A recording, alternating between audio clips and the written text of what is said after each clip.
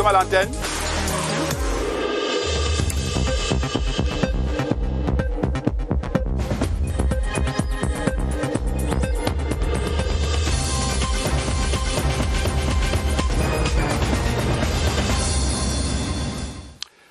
Il est midi, top pile à Yaoundé. À toutes et à tous, bonjour et bienvenue à cette édition bilingue du journal de ce dimanche 1er novembre 2020.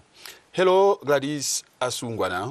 Good afternoon, Joseph Gwet Amambeng. In today's headlines or in today's newscast, we revisit the events marking the observance of the Day of National Mourning and as Cameroonians home and abroad paid homage to the victims of the Kumba massacre.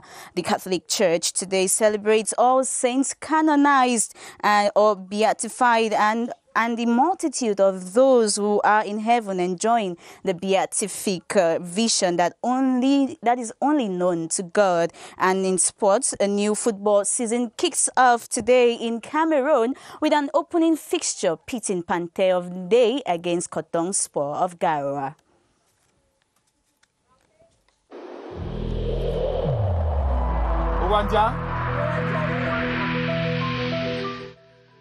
The wearing of face masks in public places will be mandatory until further notice.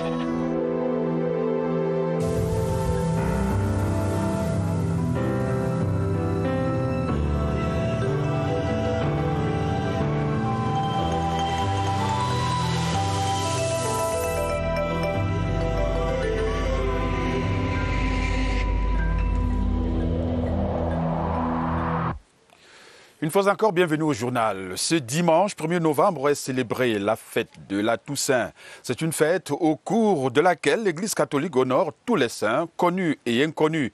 À Yaoundé, à la cathédrale Notre-Dame des Victoires, une messe pontificale a été dite par Monseigneur Jean Barga, l'archevêque métropolitain de Yaoundé. Le prélat a demandé aux fidèles d'être des modèles. Michel Renaud Owanja.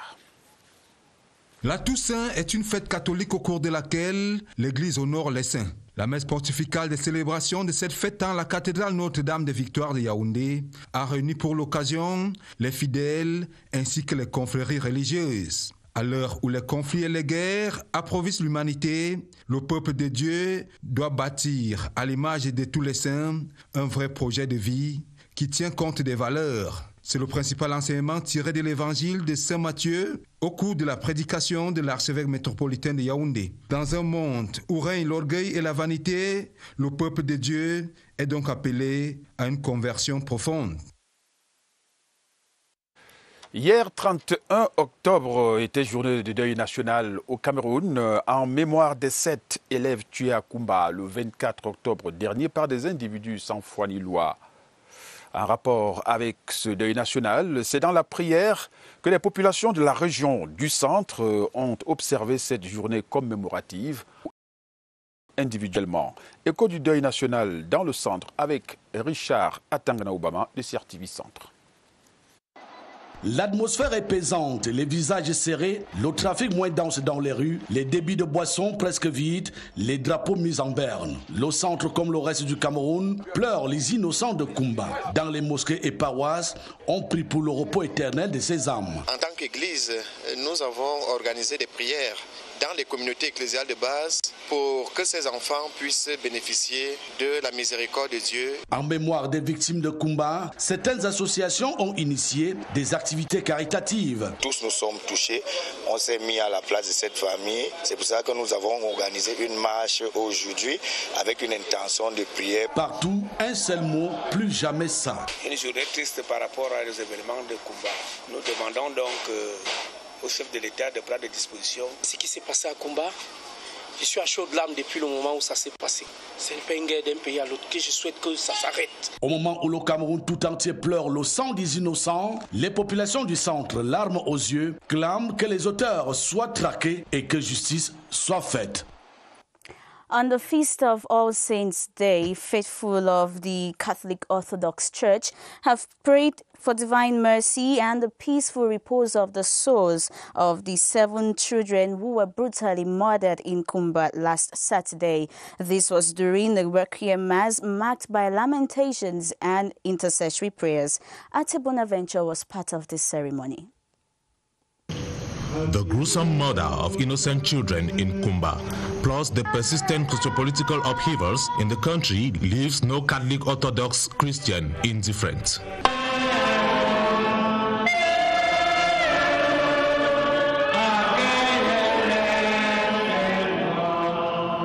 The church in Yaoundé organized this special Requiem Mass to pray for the faithful repose of the souls of the adolescents who went to school to seek knowledge in order to become better citizens tomorrow. His Beatitude also prayed for the head of state, His Excellency Paul Biya, so that God should strengthen his faith and should give him more wisdom so that he should carry out the mission that he has received from the Almighty God, that is to give peace to all the Cameroonians and to give them stability. The faithful prayed for the repentance of the murderers and for the consolation of the bereaved.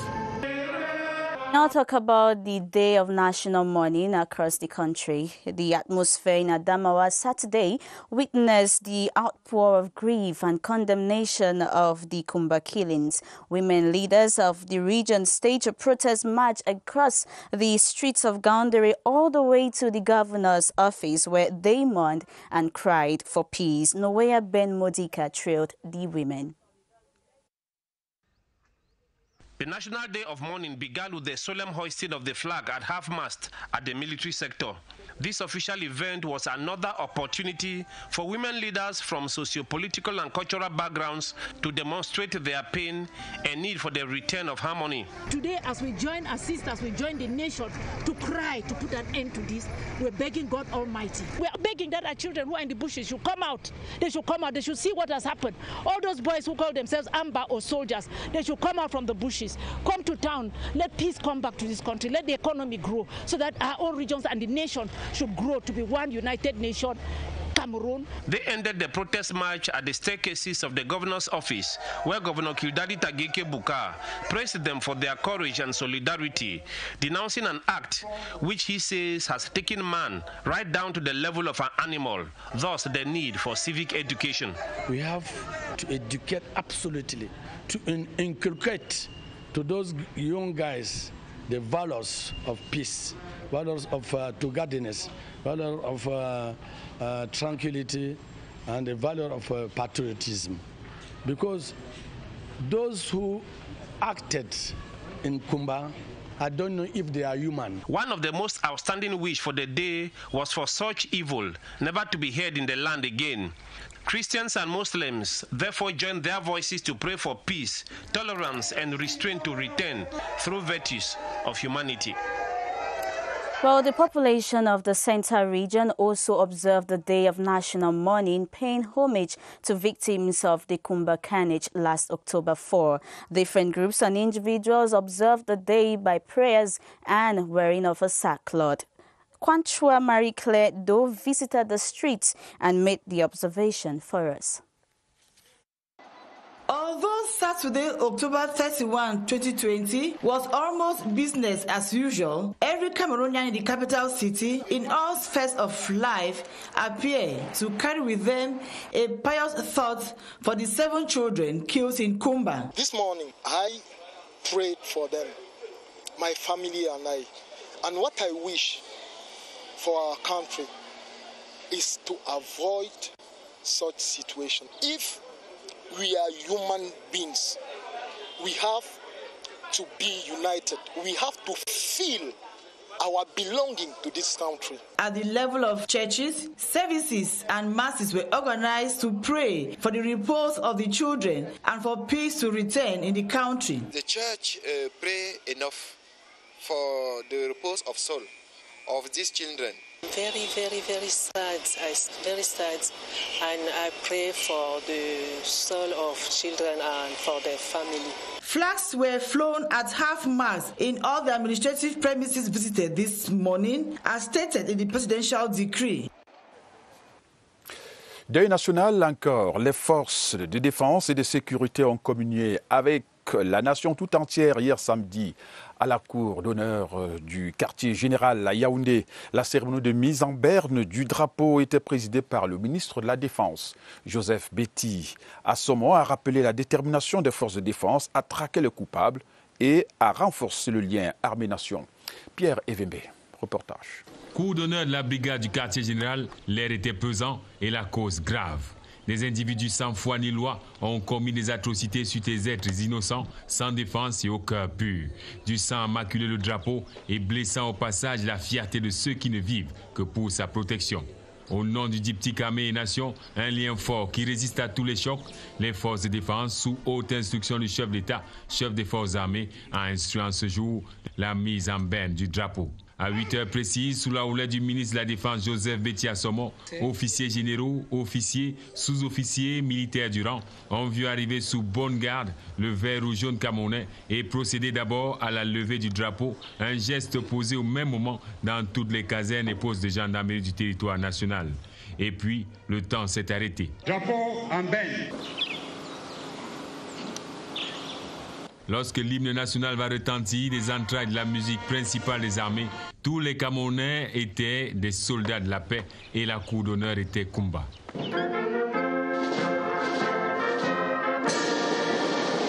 Le ministère de la Défense a reçu comme consigne de mener une enquête et de traquer jusqu'au bout les coupables pour qu'ils répondent de leurs actes devant la justice.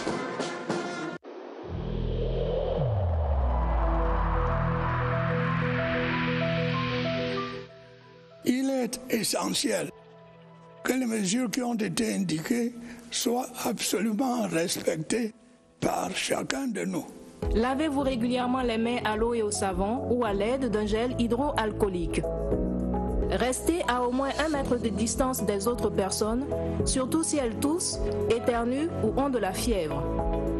Si vous avez de la fièvre, de la toux ou des difficultés à respirer, consultez un médecin.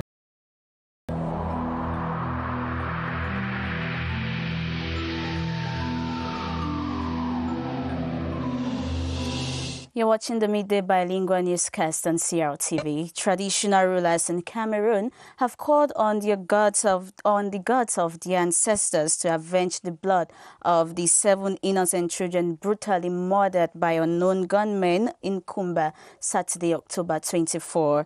The cleansing ritual marked the observation of the Day of National Mourning. Details with Fame Banwi Aise. As one man, traditional rulers in Cameroon joined the national and international community to condemn in very strong terms the monstrous massacre of innocent school children in Kumba on the 24th of October 2020 by armed separatist fighters. There is no reason why somebody will pull a trigger on an innocent, unarmed young man, young girl.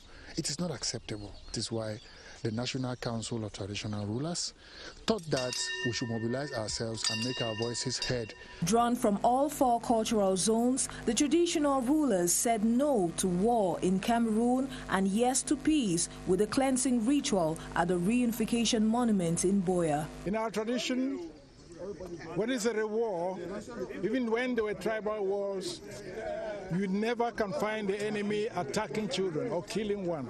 Actually, the perpetrators of this act, wherever they are and whoever sent them and whoever is teleguiding them, should understand that they have done evil. They have done a cruel thing to the nation. The outing of traditional rulers, preceded by peace march to the Southwest Governor's office on the occasion of the Day of National Mourning, is telling of the fact that children's lives are sacred and shouldn't be harmed, even in times of war. Well, we now move over to Studio 4, where signals reaching us show that Killian Dadifon and his guests are getting set for today's press hour. Hello, Killian. What should we be expecting in today's edition? Gladys, we are already set here in the studio, just waiting for 12:30 to set to continue to talk about the Kumba massacre. But today our angle will be, is it a war or moral crisis? We think that it goes beyond war crisis. We're going to discuss that. We have another topic, education in Northwest and Southwest. The momentum that had already been gathered right up to the Kumba incident. We're going to see how such momentum could be maintained. Those are the two topics, and with me in the studio to talk about these two topics, we have Reverend Dr. Nditeme Chalaman, CBC Field Pastor for Yaoundé, that covers the center, the east, and the south regions. We have Barrister Pandje Roland. He is a psychosocial expert. We also have journalists here with us. You know, this is Press Hour. Stephen Ojong, who is the publisher of The Median. We have Moa Patrick, desk editor of the English Daily, the one and only, The Guardian Post. From this, you know that the program is going to be inviting. We just advise you to stay tuned and wait for us at 12:30. Gladys? Indeed, Killian, take the rendezvous for 12:30. Just immediately after the media news. Well, the Metropolitan Archbishop of Yaoundé, His Grace Jean Berger, has encouraged Christians to be peace crusaders by promoting virtues of divine compassion and reconciliation in the society, especially now that the world is hard hit by a series of crises. He was speaking today during a mass marking the solemnity of All Saints observed every November 1. Romeo Kenny reports. An All Saints Day in prayers at the Our Lady of the Victory Cathedral in Yaoundé. The celebration this year is under a peculiar context. The world is witnessing turbulences of crises and wars, but faithful are told to be steadfast in supplications. In his homily, the Metropolitan Archbishop, His Grace Jean Berger, challenges believers to be crusaders of peace, shunning violence, rather foster instincts of reconciliation for the world to be a better place to live. A biblical inspiration extracted from the book of Matthew that reads, "Happy are the peacemakers, for they shall be called children of God," while the living have been urged to seek everlasting holiness. On this hallowed day, the souls of the faithful departed have been wished a peaceful rest in the mercy of Christ Jesus. As Christians look forward to observing the All Souls Day this Monday, November 2, 2020. Well, youths of Okola in the Lake division of the Central region have staged a peace protest in the streets of the locality to denounce the killings of school children in Fiango, Kumba. They were accompanied in the march by young patriots for Paul Biya, led by the movement's national coordinator, Steve Michel Aka. Gilbert Ongene witnessed the activity. Clad in black T-shirts, peace plants in hand, and carrying messages which preach the unity and indivisibility of Cameroon, youths of Okola have said a big no to violence and brutality on school children. We are against violence. We say no to the killing of students. Cameroon is one, and we are together. They have, together with members of the Young Patriots for President Paul Biya, Chapabi, decried the gruesome killing of school children in Kumba, describing it as abominable and unacceptable. What have they done? Why them? Children leave their home to go and study, and they cannot come back because they kill them without any reason. They strongly believe that no society can be built in the absence of peace. You cannot build this country with violence. You have to promote peace. If you promote peace, you can help government to build our country correctly. It is hoped that this cry from the heart will fall on fertile grounds for peace to reign in the country. Vous regardez le Midi bilingue sur CRTV et CRTV News. À Yaoundé, il est 12h, passé de 20 minutes. L'excellence scolaire célébrée à Mbalgong, dans la région du centre. Les lauréats des examens officiels session 2020 ont reçu en fin de semaine dernière des bourses fruits de leur performance académique. Cérémonie placée sous le haut patronage du professeur Laurent-Serge Etundingwa, ministre de l'Éducation de base. Le reportage de Christelle Fouda. Les petits as de Mbalgong récompensés pour leur performance académique. Ils ont reçu des bourses, fruits de leur réussite aux examens session 2020. C'est un sentiment de joie. Je suis même doublement heureux, d'autant plus que non seulement mon établissement a été choisi, et que la lauréate des lauréats de la majeure des majors au niveau du CP sort de cet établissement. C'est galvanisant, tant pour l'inspecteur que je suis, que pour le corps enseignant, les ouvriers de l'homme, et pareillement pour les élèves. Une cérémonie d'excellence devenue réalité sous le haut patronage du professeur Laurent-Serge Etundingwa, ministre de l'Éducation de base. C'est un jour mémorable pour nous parce que son Excellence, le ministre de l'Éducation de base, a bien voulu exceller les lauréates, notamment les filles. Il s'agit d'un message fort pour montrer aux filles qu'elles ont de la valeur et qu'elles peuvent. Après une minute de silence en la mémoire des victimes de l'attaque de Kumba, les récipiendaires ont exprimé leur joie. Avant notre page magazine, parlons maintenant de l'actualité en Côte d'Ivoire. Le premier tour de la présidentielle s'est déroulé hier, 31 octobre 2020. Près de 7,5 millions d'Ivoiriens étaient attendus aux urnes. Le vote a été émaillé de quelques incidents qui ne sont pas de nature à remettre en cause la crédibilité du scrutin, selon la Commission électorale indépendante. Augustin Guizana. Ils étaient 7,5 millions d'Ivoiriens appelés aux urnes le 31 octobre 2020. À Katiola comme à Cocody, les électeurs se sont rendus dans les bureaux de vote pour exercer leurs droits civiques. Ailleurs, divers incidents ont été signalés. Bureaux de vote barricadés, matériel brûlé ou encore routes bloquées. Des affrontements entre les forces de l'ordre et les partisans de la désobéissance civile ont été signalés. C'est le cas à Daokro, fief du candidat Henri Konan Bédié, ou à Abidjan. Des échauffourées à la marge, selon la commission électorale indépendante. Il y a des zones qui ont connu des troubles, mais ce sont des troubles mineurs. C'est ainsi que dans les zones où notre matériel n'a pas pu être déployé, nous avons utilisé des aéronefs pour déposer le matériel et assurer la sécurité de tous les citoyens qui vont le faire. Après avoir glissé son bulletin dans les urnes, le candidat Alassane Dramane Ouattara s'est adressé au peuple ivoirien et a lancé un appel au calme à ses opposants. J'en appelle à ceux qui ont lancé ces mots d'ordre de désobéissance civile qui ont conduit à des morts d'hommes, qu'ils arrêtent. Qu'ils arrêtent parce que la Côte d'Ivoire a besoin de paix. Les résultats du premier tour de l'élection présidentielle en Côte d'Ivoire sont attendus. Sont en lice Alassane Dramane Ouattara du RHDP, Henri Konan Bédié du PDCI, Pascal Lafingé-San du FPI, Kwadjo Konan Bertin, candidat indépendant. La page magazine de ce dimanche nous conduit dans la région de l'extrême nord. Là-bas, certains sites touristiques et des lieux pleins d'histoire caractérisent la ville de Maroua. Et parmi ces sites attractifs, il y a la petite montagne des chèvres, encore appelée le Mont Kossel. Découverte avec notre correspondante de CRTV Extrême Nord, Francine Diaba.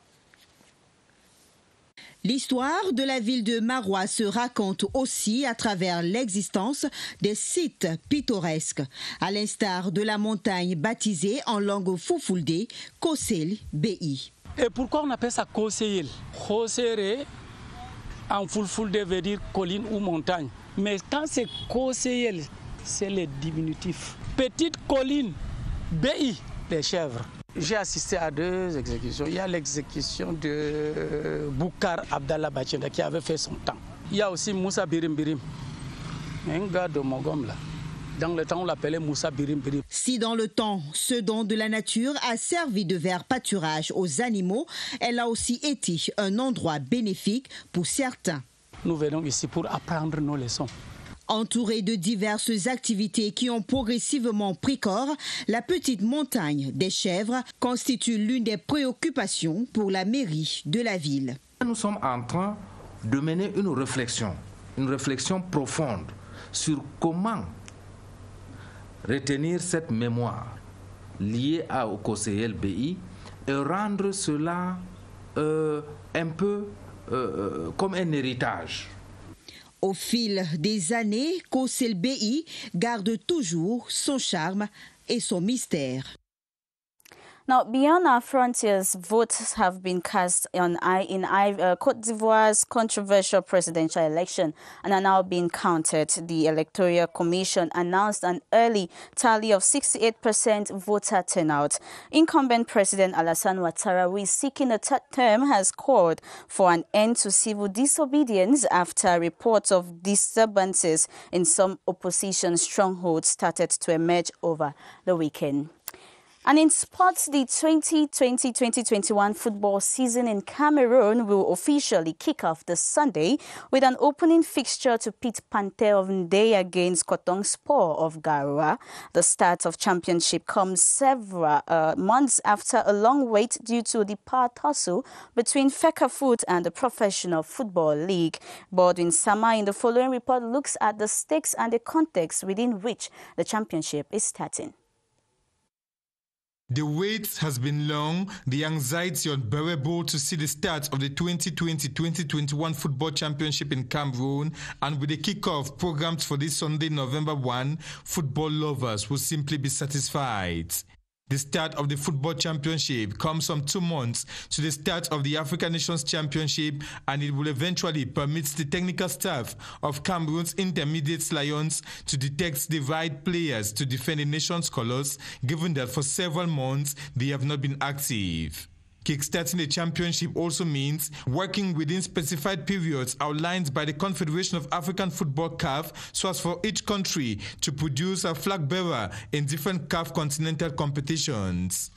The coronavirus pandemic has been a stumbling block to football activities for over 8 months, and bouncing back with the championship while respecting barrier measures reignites the excitement and joy of practicing football among footballers. And what about the persistent power tussle between the Professional Football League and the Cameroon Football Federation? Sunday's opener to pit Panthère Football Club of Ndeye against Coton Sport of Garoua simply confirms the rule of law over illegitimacy. Vous venez de le voir, en sport football, championnat Ligue 1, l'ouverture officielle de la saison 2020-2021, c'est ce dimanche. Le match inaugural oppose Panthère du Ndeye à Coton Sport de Garoua. Ce sera à 18h au stade Omnisport Amadou Ahidjo de Yaoundé. Ce championnat est organisé par la Ligue de football professionnel du Cameroun, réhabilité par le tribunal arbitral du sport. Cependant, certains clubs de la Fecafoot s'y opposent. La Ligue 1, nouvelle saison, enjeu et contexte. Évariste Eyenga. C'est en zone de turbulence que le championnat de Ligue 1 reprend son envol après une longue interruption. Si la Ligue de football professionnel du Cameroun annonce le démarrage de la saison 2020-2021 ce dimanche 1er novembre, ce n'est pas la sérénité totale en interne et en externe. Dans la maison Ligue de football professionnel, retentissent plusieurs sons de cloche qui laissent transparaître la dissidence et les défections. Plusieurs membres du conseil d'administration ont remis leur tablier, obligeant la Ligue à lancer un appel à candidature pour remplacement des membres. Dans la même veine, plusieurs clubs se désolidarisent de l'association dont ils sont membres. Ils ont d'ailleurs, pour certains, boudé l'Assemblée générale extraordinaire du 27 octobre dernier, convoquée par la Ligue de football professionnel. Les réfractaires ont convoqué une autre Assemblée générale 48 heures plus tard, avec pour objectif de dissoudre la Ligue. Selon les 18 clubs participants à cette dernière, la Ligue a été dissoute. Cependant, la Ligue ignore totalement cette décision de l'Association des clubs d'élite et poursuit ses préparatifs du lancement de la saison ce dimanche avec une affiche Panthère Coton Sport prévue à Yaoundé à 18h. En externe, le torchon brûle entre la Ligue et sa tutelle, la Fecafoot. Malgré la réhabilitation de la Ligue dans ses droits le 15 septembre dernier par le TAS, le tribunal arbitral du sport, la mise en exécution de cette sentence est freinée. La Fecafoot a du mal à passer la main pour l'organisation des championnats professionnels. Le ministère des Sports a entamé une médiation pour une sortie de crise apaisée. Mais la Fecafoot ne coopère pas, causant ainsi un retard du démarrage des championnats. Ceci débouche débouche sur une situation ambiguë. Les rencontres sont programmées, mais les officiels ne sont toujours pas désignés par la FECAFOOT qui en a compétence. Bienvenue les incertitudes, le doute et l'embarras. Jouera pas cette saison, jouera pas à l'ouverture ce dimanche. Quels sont les clubs qui resteront fidèles à la Ligue? Ce questionnement est illimité. Des incertitudes. On le saura ce soir à 18h.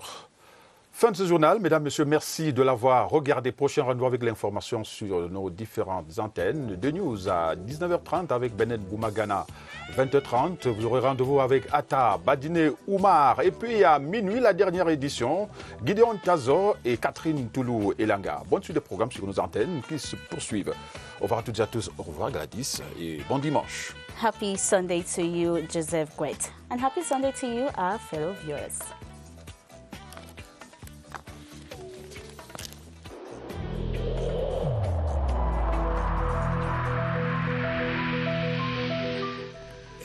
In this connection, we should avoid stigmatizing.